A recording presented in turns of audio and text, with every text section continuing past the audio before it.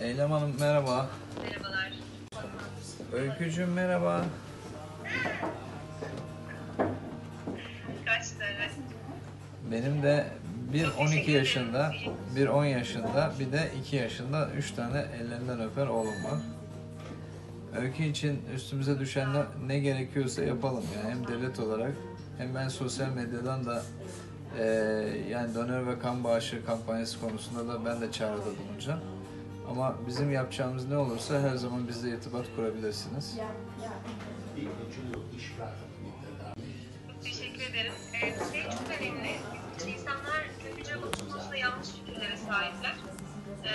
Yani onun konuda bir aydınlatma yapmak çok önemli oluyor. Biz de onunla ilgili böyle bazı şeyler hazırlayacağız şimdi. Yani kök hücre bağışı yapacağı zaman işte kemiğimi kıracaklar, ilik almak oluyor. Aslında belki hani Diyanet genel bir açıklama yapsa insanların bu konudaki yanlış fikirleri olabilir. Bize o konuda yardımcı olabilirsiniz eğer ki mümkünse. Olur tabii. Bunları da biz dile getiririz. Bunun tehlikeli bir şey olmadığını insanlara anlatmak istiyoruz.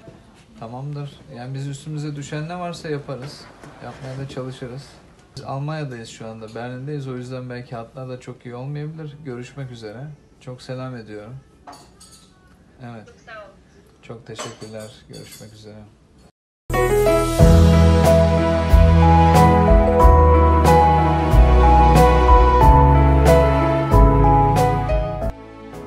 Öykü ve onun gibi sağlığına kavuşmaya bekleyen binlerce yavrumuz için kan bağışında bulunalım, yavrularımıza umut ışığı olalım.